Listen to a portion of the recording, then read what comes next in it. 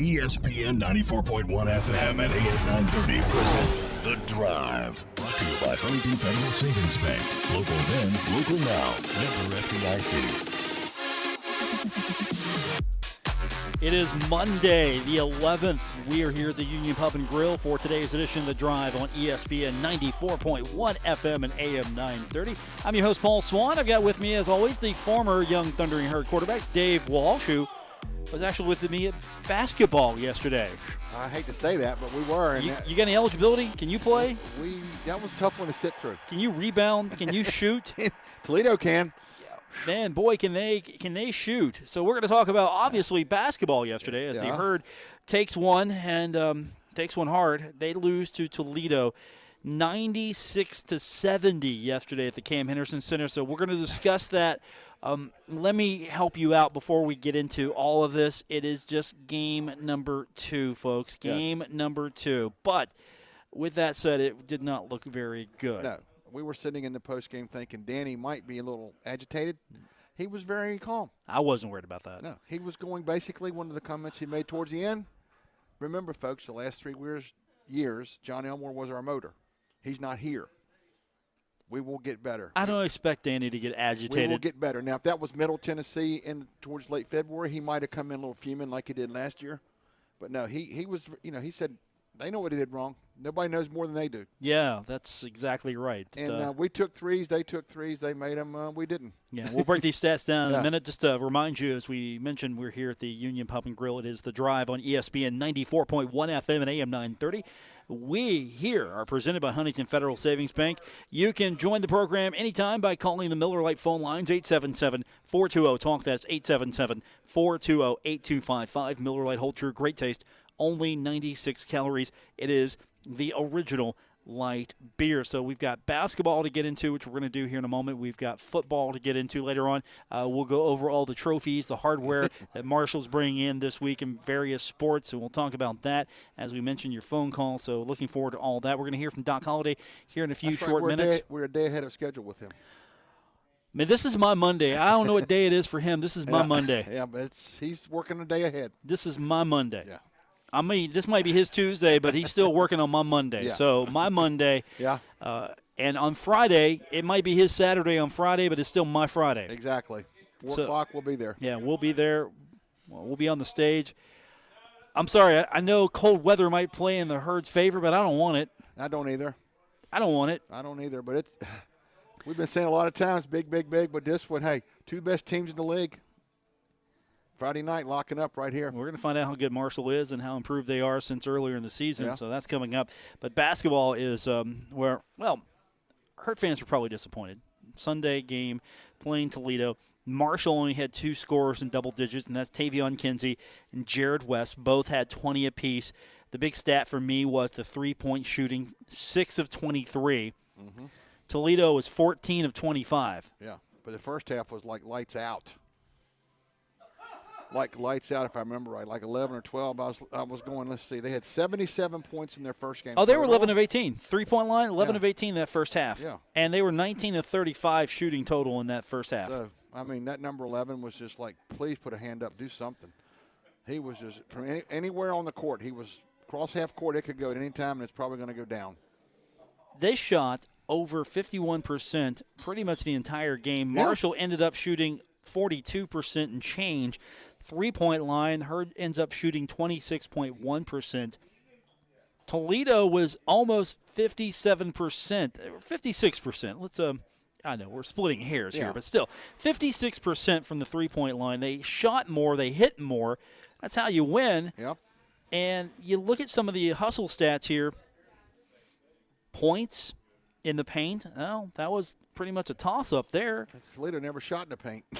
Well, Marshall ended up with 32 points in the paint. Toledo 34, so that's a toss-up there. That's a wash. Points on turnovers belong to Toledo, 21-14. So they're hitting threes. They're getting points off turnovers there.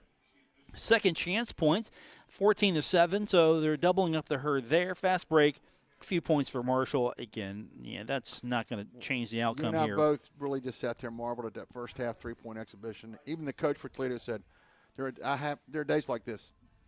Not very often, but you're especially on the road against Marshall. He goes, that's just one of those days. I mean, I wish I could explain. I'd be making more than what I'm making now. Yeah, they had 6 guys in double digits. Yes.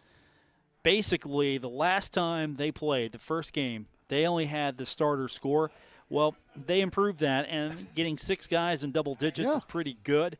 They were creating more opportunities. They had 19 assists compared to Marshall's 6. Marshall had 6 assists. Yeah. But Danny was going like, well, they threw it to the three-point guy, and he made it. We threw it to the three-point guy, and we missed it. So we missed a few of those chances for one. Defensively, Herb was a little bit better. 9 blocks compared to Toledo's 3, but still, it doesn't matter. Yeah. The three-point shot killed the Herd. The assist killed the Herd because they were making more things happen. They took more shots. Free throw line, really not a big factor there. 12 of 15 for Toledo, 12 of 16 for the Thundering Herd. Rebounds a big issue for Marshall in this one. 43 rebounds for Toledo, only 29 for the Thundering Herd. Yeah. That's a trend that started last year and it went over yesterday. Again, I mean, you've got to get somebody on the boards. The big boy got in foul trouble. Jansen had his moments, but not enough. Michael Byers, come on, Michael, as Danny was saying. But, again, as you mentioned, it's only game number 2.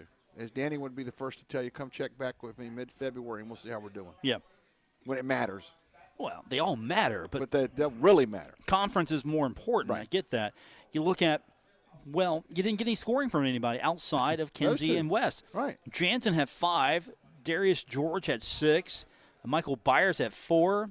Bennett, and here's another thing we didn't talk about. Bennett got into foul trouble early, was a non-factor in this game. Marshall had to change up. It felt like Marshall had to change up because Toledo's hitting that 3. Yeah. I mean, Marshall can't really go in and play what they want to play. That 3-2 came out pretty quickly, and to Toledo, it didn't matter. 3-2, 2-3, whatever you want to run, boys.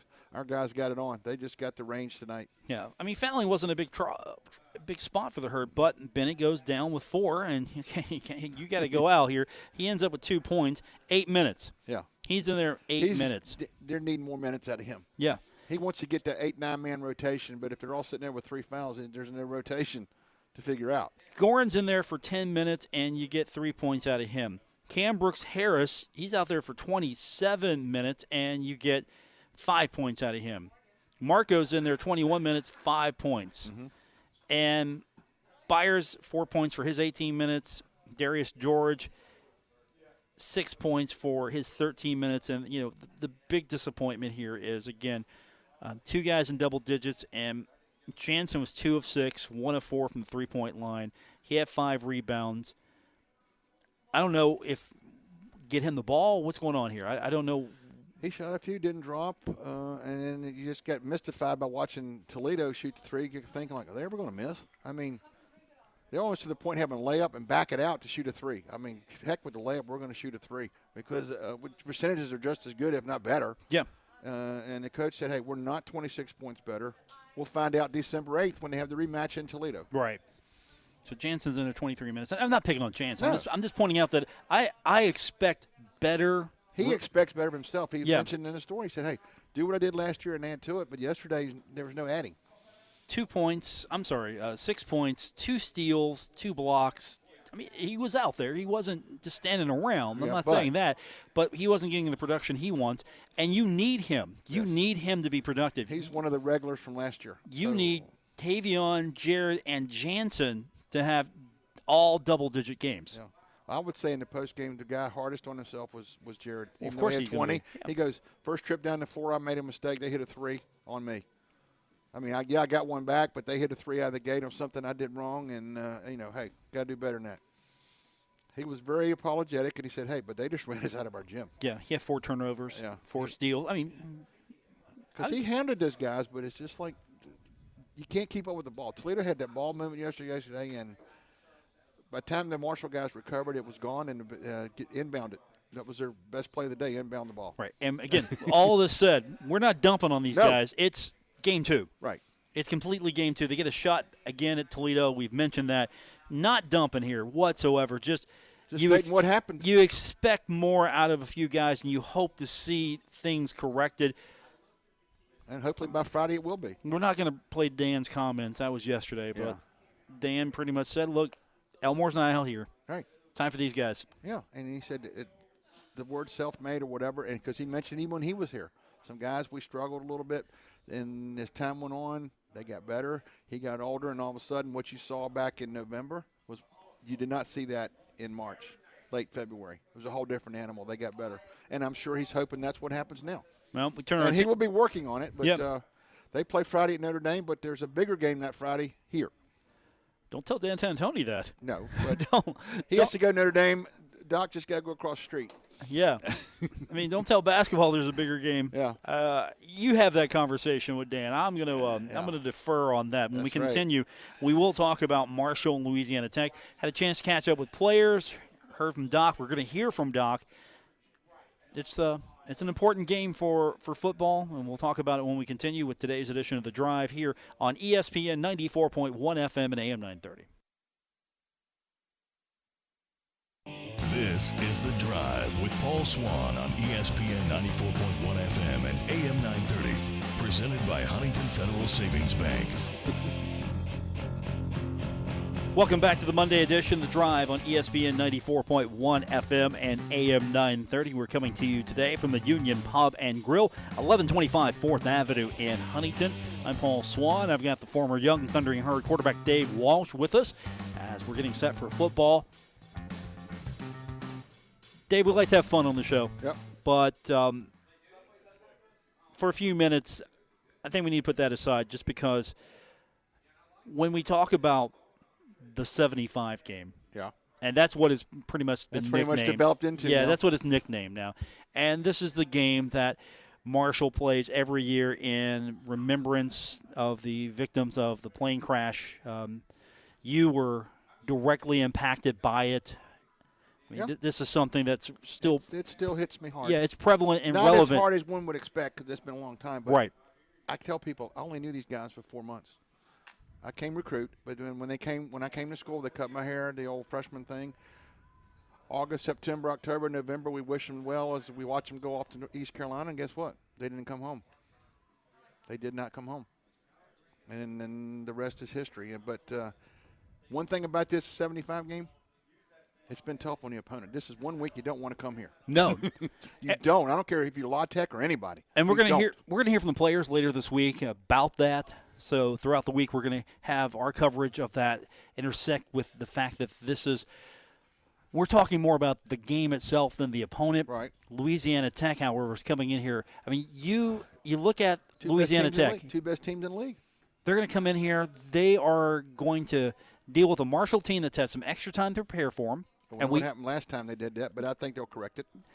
They're also aware of the significance of the game. I think it's probably equal, if not more, valuable for this team to win because they're playing for the 75. Right. But Skip knows it. We're gonna find out what that means to some of these guys this week because it's an abstract notion. Yeah. Skip's well aware of what's going on. Yeah.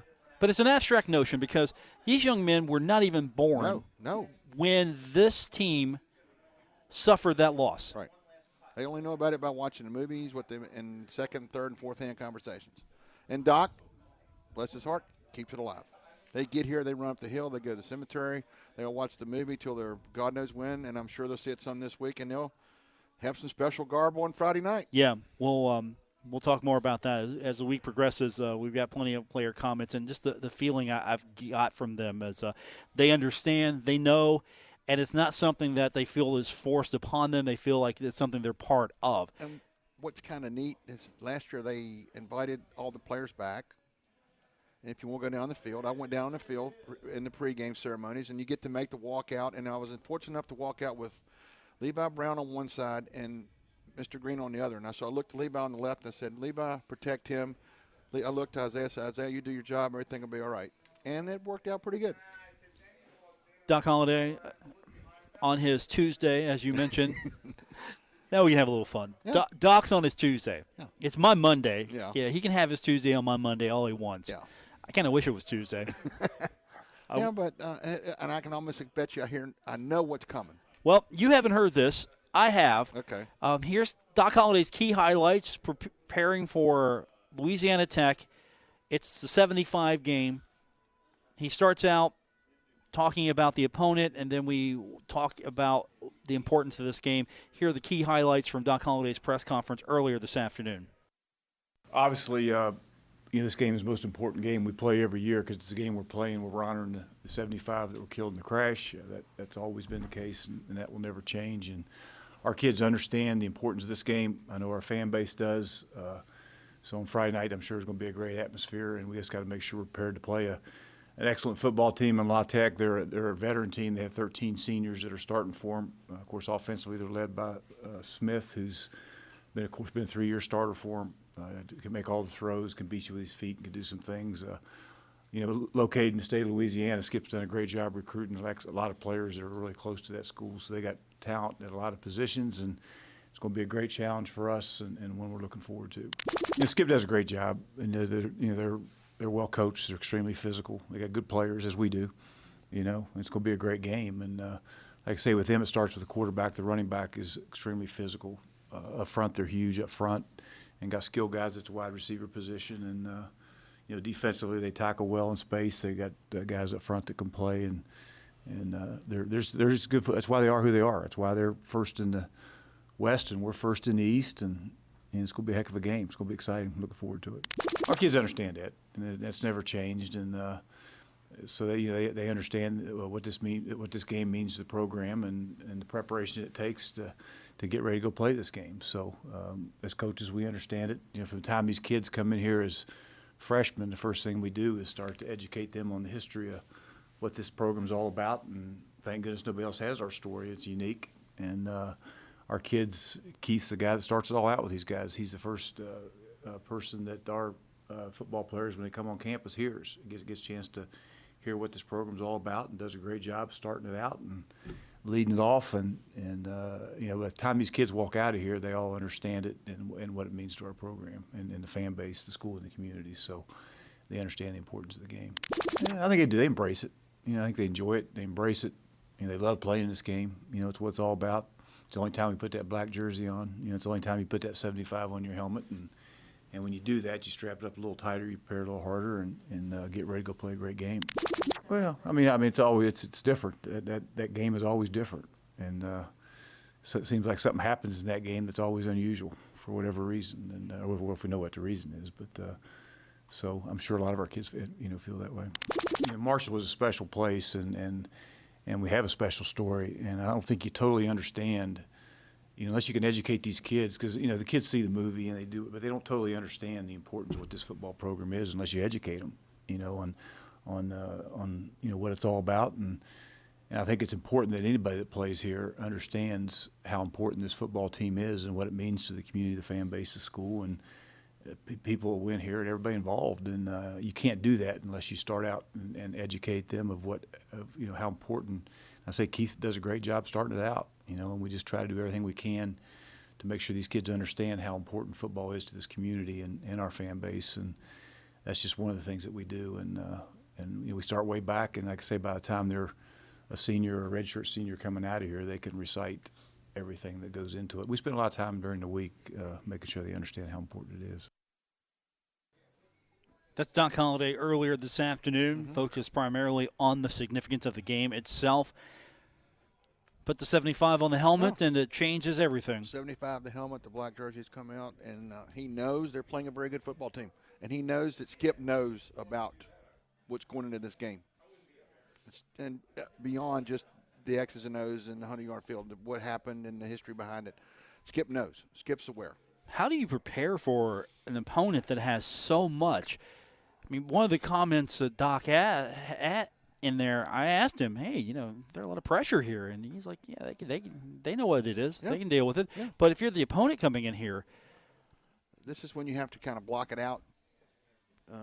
And regardless, if they do block it out, Marshall has something, Doc mentioned it in there, something strange has always happened. Najee Johnson 1 year comes up and does some things interception-wise. It's just some weird things happen on that night. And La Tech, leading the West, they have a little breathing room. Marshall can't afford to stumble. That's first and foremost on Doc's mind. His 1-0 is, I guarantee you, that's the first thing he's talked about, 1-0. And the way I look at it, if they go 1-0, win the game, I'm happy for them. and the playbook that we lost are happy for them. This is their addition now. They're playing it for them, but this is their addition. And all they want to do is go 1-0 because right now Skip's biggest fan is our boy, the artist down in Florida, because he's sitting at 5-1. He's got to play UTSA this week, which he'll beat, and he's got the last game against Southern Miss. If he takes out Southern Miss, La Tech's home free. They could lose almost all 2 out of 3 and still get in because they'll have the tiebreaker on everybody. And Skip, if somehow takes down Marshall or somebody down the road, then Lane Kiffin will be leading the East, and he can spend more time on his artwork. Yeah, Marshall still controls their own destiny, Yes. and that has been something that hasn't changed since Middle Tennessee lost twice, and that opened the door right back up for Marshall. Yep. And, of course, Marshall followed that up by beating Western Kentucky, and then Western Kentucky falling a second time helped open the door as well. Yeah, they went out, they're in. That's plain and simple. 1-0, 1-0, 1-0, and they're playing on the first Saturday in November, most likely here. That's the plan. That's the hope. Of course, Marshall has to beat Louisiana Tech. We haven't talked much about Louisiana Tech. They have a lot of weapons. Yeah, offensively, they are 13th in the country. Defensively, they're 40th in the country. Yeah. Offensive production, total offense, 17th in the country at 479.1 yards a contest. Their defense is okay. They're 64th, but they score a lot of points. Yeah. So, they don't have to worry about that. Marshall, on the other hand, is going to have to hope the defense holds up and they find some offense because Marshall offensively only 82nd in the country at 26.2. Right. They got to find a way to get some more offense going and hope that more defense offense can and get in there. Defense keeps doing what it's been doing since the Middle Tennessee game, which was not bad. And the offense would like to do what they did in Middle Tennessee with 600 yards. I don't think they'll get that against La Tech. But the main thing, hold on the ball. Since Middle Tennessee, they've been very much harassing the enemy quarterbacks and holding on the football because they're at 0 now on turnovers, and La Tech's +3. So they're kind of evenly matched there. Evenly matched. Marshall did put itself in a hole in that category a while ago. Oh, early in the year it was like, oh my Lord, 2, 3, 4, and then first game in the post-game comments, well, you turn the ball over 3 times and do what we did, you lose. I mean, Doc would tell you that. And then all of a sudden they fixed it, and guess what? They've got W's. And so does La Tech. +3, they haven't lost since the opener at Texas, and Texas has beat a few teams. So Skip knows what's at stake. He knows what, and they played in front of big crowds, and stuff, and then whatever. So that part, they don't know how to handle it. They'll know how to handle it, but that's going to be a different energy for that crowd. Right. For this particular game. There's energy for the home game, but there's something about the energy of this game is a little different than the other ones. Yeah. I'm not saying this is going to be a nasty, vicious crowd, No. but they're going to be on you. Right.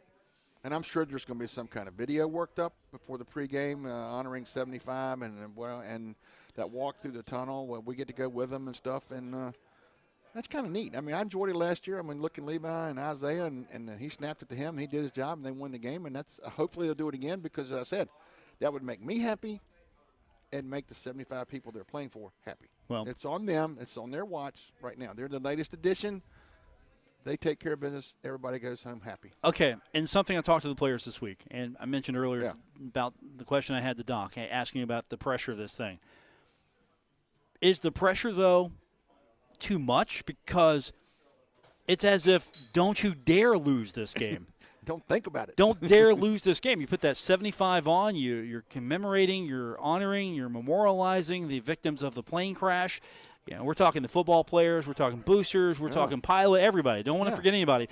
You're memorializing those poor souls who are in this tragedy. Yeah. And the fans have elevated this to a point where it's like, you can't lose. Don't lose. No. You don't dare lose this game. How tough is it for a football player to just come in here and go, hey, look, we're doing it for all of you guys, but we're still going out there to be 1-0. Yeah. At the end of the day, we're just going out there to be 1-0. If they go out there at the end of the day, like you said, to be 1-0, everybody leaves happy. Give the effort, take down a very good football team, and all's well. You're accomplishing goal number 1 is to go 1-0. And I'm sure Doc will say that on Wednesday or Thursday at the ceremony, in his pregame talk this week, and the players out there, he'll say, hey, 1-0. That's first and foremost. The 75 is also mentioned, black jerseys, the new helmets and stuff. But first and foremost, 1-0. I've been reading. It's so funny how other people around the country, you keep reading, all we want to do is go 1-0. Win this week, win next week. Right. And then We'll we'll be go 11-0. LSU. They beat Alabama. All we want to do is go 1-0. Ole Miss is all they're thinking about now. Alabama's in the rearview mirror. Joe Burrow, I don't care. We want to play Ole Miss. That's all they're thinking about. And they're focusing. That's how they're supposed to prepare. These guys are going to go, the 75, but right now it's a lot of text on the other helmet. That's who they got to worry about. But this Herd team could be undefeated at this point. And they're still jacked. We get to this game. They lose this game. Go undefeated the rest of the way. They remember it. Play for an East title. Win that, or a conference championship, win that, go to a bowl, win that, and people are still going to be mad if they lose this game. I mean, that's why I'm asking. They will remember Is the pressure too much, or the expectations too much on this game? I don't think it's too much. I mean, as it works out the schedule-wise, it's always been somebody tough. And Doc would probably not have it any other way. The best versus the best, we beat the best. Hey, what can I say? Give it our best effort. The 2 weeks the last time they had to prepare did not work out, as we know. Well, you'll get that through the week. And when they had 2 weeks to get ready for Cincinnati, it could have been the Bengals, and it wouldn't have mattered. I mean, a disaster. But now they got 2 weeks to get ready. You mentioned last week the guys learned from that one. I think we'll see a different team come Friday night. I hope so.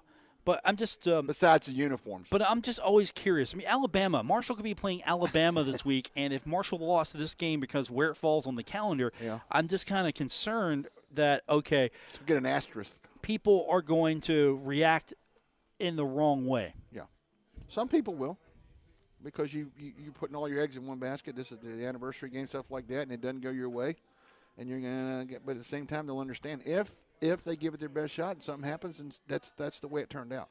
Because remember, when we started back in 71, the first 3 weeks were signs of things to come. We played it more head, got beat, but it wasn't too bad. We beat Xavier. Everybody's excited. The next week, I won't go into all the great details, but Miami kind of handled us. 3 extremes, that's one the other. We showed you right out of the gate what's going to happen. That was a long time ago. Yeah, to me, I just remind people, no matter what happens score-wise, at this game, the victory's already won. Right. Yeah. There's a football team on the field. The victory's won. The other day, one of the Super Bowls when Benny won, Chad was doing some work for the NFL, and Randy Moss went in Hall of Fame. I'm sitting there at my house going like, you know what? 66-6 was worth it, because as Doc mentioned later on at a signing party, how many schools could make that statement? They had 3 guys do that kind of work from Marshall. Nobody. Alabama, Southern Cal, it was Marshall. So, you got to understand, where we were to where we are now. And another day, there's Chad doing another thing, NFL commercials starting about the football program in Kentucky. You see things like that, and you go, you know what? They did the right thing. We did the right thing. We got thumped. We won. We lost. We got manhandled, but it was all worth it. 877-420-TALK, 877-420-8255. More on the way. It's The Drive. We're broadcasting from the Union Pub and Grill right here on ESPN 94.1 FM and AM 930.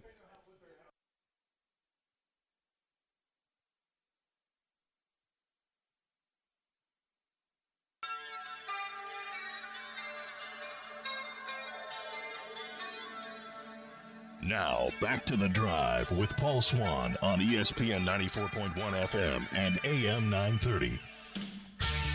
We're coming to you today from the Union Pub and Grill. We're here every Monday at 1125 4th Avenue in Huntington. Every Monday, you know what? You can take advantage of the $2 call shots, the $1.50 bottles. Exactly. The fantastic conversation that myself, Mr. Walsh, provide. And our associates to our left. Yes, they're right. The Peanut Gallery. Yeah, there you go. They can't hear me today. I've got see, the radio's turned down. There we go. Because Herb's not here today. Somebody said he's in the Midwest. Yeah, I think he's quail hunting or something. Didn't go see Dorothy. Kansas. Yeah, he's in Kansas. Yeah. Okay. So that's okay. Yeah. You will still be taken care of if you come down here to the Union Pub and Grill, 1125 4th Avenue in Huntington. I think it's quail hunting. I don't know. Something like that. Yeah, who knows? Yeah, but, you're doing your homework, and there's besides the football and the basketball, there's some other things going on. Got some hardware handed out. That's right. More placards, more trophies, more good stuff coming the Herd's way. Okay, first of all, let's see. Where do I want to start? Oh, I'll tell you what. Let's start with volleyball. Okay. You know why? Because Miss Ari. Ari, of all the coaches, she's the one I don't want to tangle with. Okay. You've met Ari. Yeah. I don't want to tangle with her. Yeah. She gets priority. Yes. She's very Yes, I would give her priority. Yeah, she gets priority over Coach Kemper. Yes. Sorry, Coach. I'm sorry. Okay. She's And, focused, and she had a big weekend, and they got one left this week, and then it's off to the tournament. Right.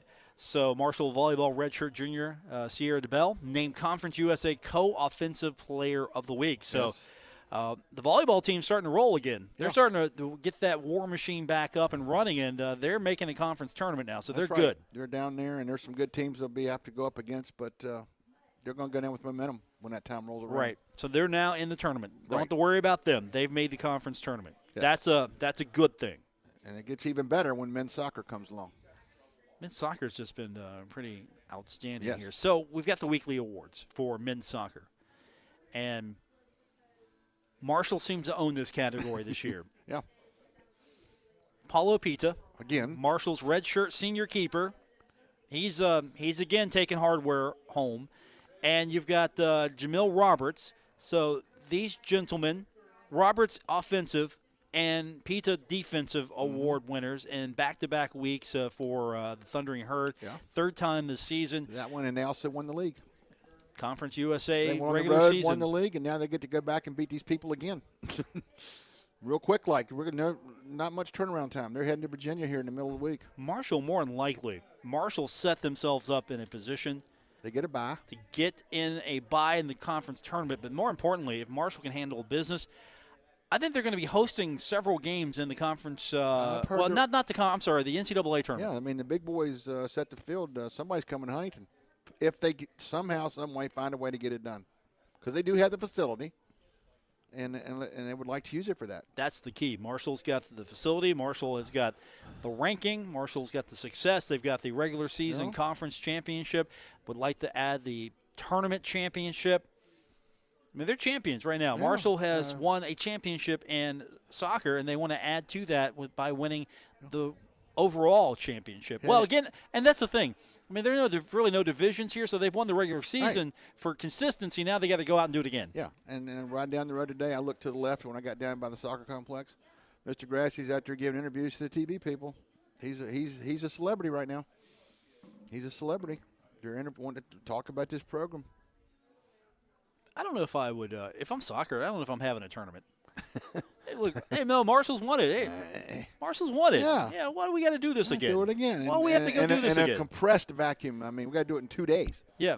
Well, they get a bye, though. That's the thing. They Yeah. get a bye. So they can sit back and watch. And then Tony watches his women's basketball win too, and Savannah gets Freshman of the Week. Savannah Wheeler. You talked with her last week, Tony, about her, and she starts off getting Freshman of the Week. Tony Kemper. Right. It's Freshman of the Week. Mr. Kemper's going, okay.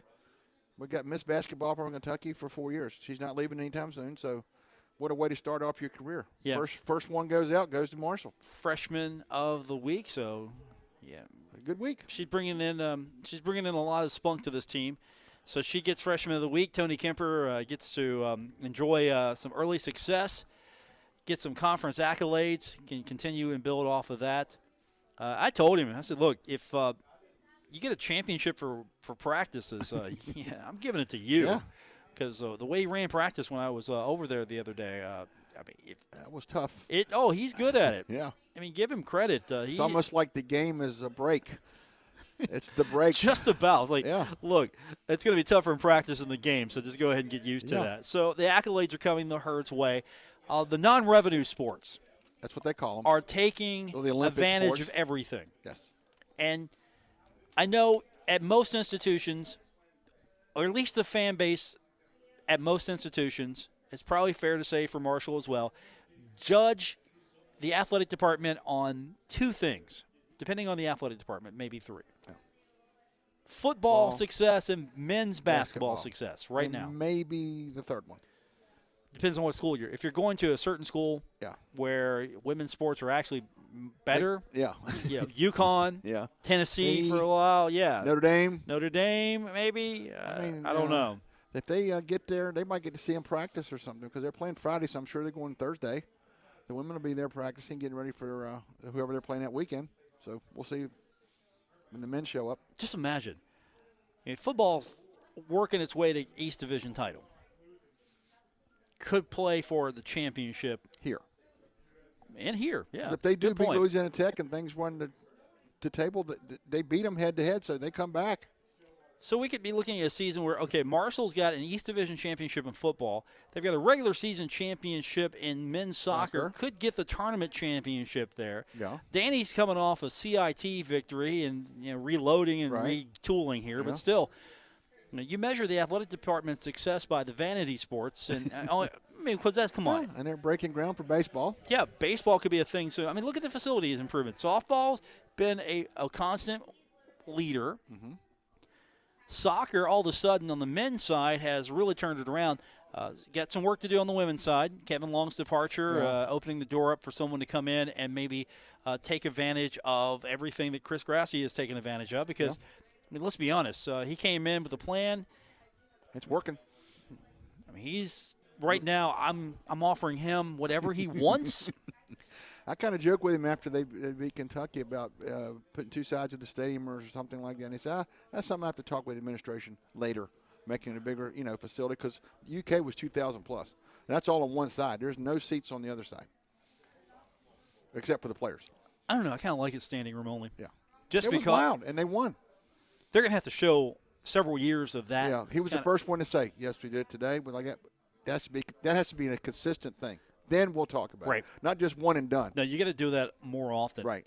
I think soccer is a sport you can do that in. Yeah. It's grown. I used to give it grief. I still give it grief, but again, I can remember your days with his daughter played it here, and then she went down to Moorhead. You're referring to Rick Yockey. Yeah, he used to have fun with his daughter, Samantha. Little inside baseball here. Yeah. You're referring to him, who works on stats and stuff. No, I would kid around with Bob Hogsett. Remember him? Oh, yeah. Yeah, I would kid around with him. And someone told me, this is all secondhand, but someone told me that someone asked him, why do you go talk to Paul Swann about soccer? Because he's always railing on soccer. And I think Coach Hogsett said something like, hey, he's the best publicity I can get for soccer right now. Yeah. Because, genuinely, if I really didn't like it, I think I'd have coaches on all the time. Yeah. So I definitely appreciate what has happened, what is done, the fact that it has grown. There is a lot of support for it now, and it's a great alternative for a lot of people who maybe don't want to play football, but they find soccer better. Very inexpensive uniform. Yeah. Shirt, pants, and shoes, and away we go. And, of course, the Cincinnati soccer team is sort of like the Cincinnati Bengals right now. At least they did win a few matches this year. And but, you mentioned the first thing Grassi said after they beat UK. We must do this on a consistent basis. Today is nice. Let's do it over a long period of time. Then we'll talk. So the hardware trophy case continues to grow for the Thundering Herd. When we continue, we'll get your phone calls in. We haven't done that in a while. Yep. Let's do that at 877-420-TALK, 877-420-8255. I'm Paul Swann. Dave Walsh here as well. We're coming to you from the Union Pub and Grill, 1125 4th Avenue in Huntington. And you're listening to The Drive on ESPN 94.1 FM and AM 930.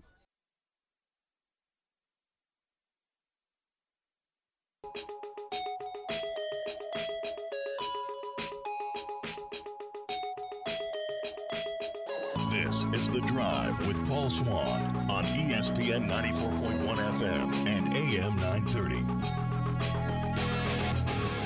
One final time today from the Union Pub and Grill, where we hang out every Monday for today's edition of The Drive. You can join us at 1125 4th Avenue in Huntington. I'm Paul Swann, Dave Walsh with me as well.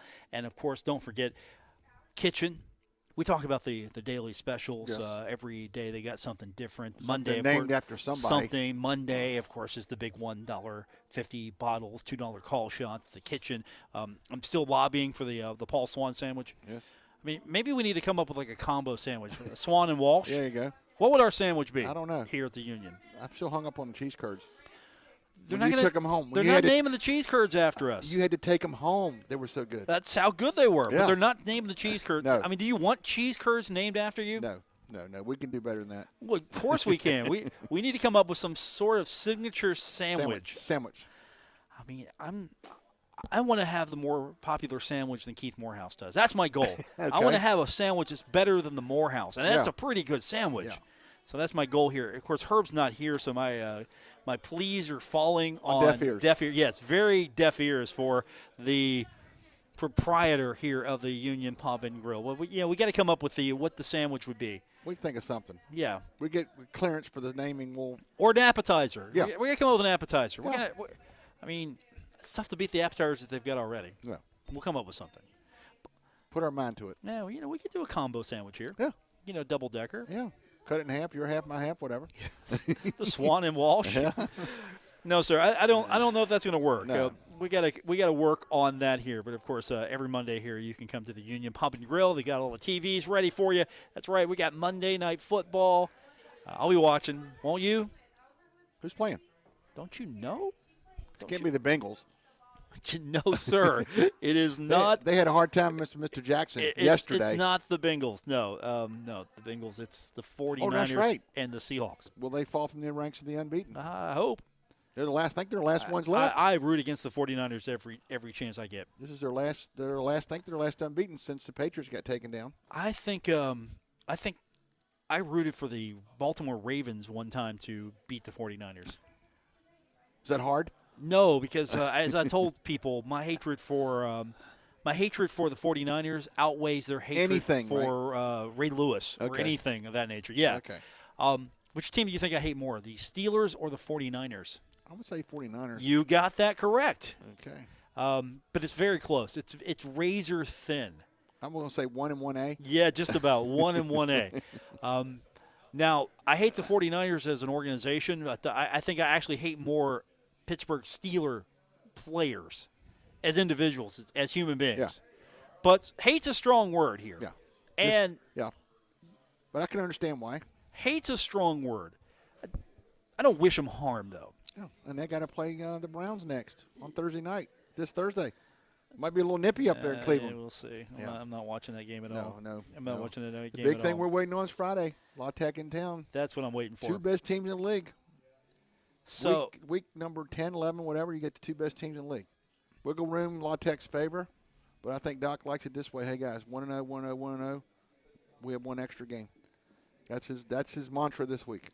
The last two games are going to be Facebook and CBS Sports Network, respectively. This one's going to be on CBS Sports Network as well. So 1 week and find. Hey, I thought FIU and Marshall would be the showdown in the East Division. Forget that. No. The showdown is coming up on the 15th. You want a showdown? This is CBS Sports Network will be perfectly fine for this, but this is the game you're sitting there going, "Hey, NFL Network." Yeah. Hello. Hey, Hello. NFL Network. You want this? You're thinking right now probably two of the tougher teams that were picked to do well. FIU on the east side and North Texas is having a rough time on the other side. I'm going to go out on a limb right now. I guarantee you Marshall will have maybe 3 games on NFL Network next year. Yeah. Just write it down. Yes. Completely. You'll be all over it. Yeah, 3 games minimum. Yes. I think what's going to happen here is I'm not sure if these Facebook games are going to happen as much if the NFL Network gets the pick first or – and really, I would make sure that anything that is Facebook-related would go down the totem pole, the hierarchy, right, whatever you want to call it. Mm-hmm. I would go down the line here and say, okay, CBS, Stadium, NFL Network, Stadium, Facebook. Even ESPN, maybe. I don't know. I don't know if that's going to happen anytime soon. Again, because they're not giving up Tuesday and Wednesday. They ain't going to happen. They're not going to do it. That's MAC action only. I would do it. Why not? Yeah. Do it one time. Yeah. I'd work it out. Okay, we'll do this one time.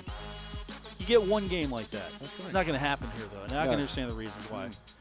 Friday games are going to be hard as it is, but Tuesday, Wednesday. No. I'd do it.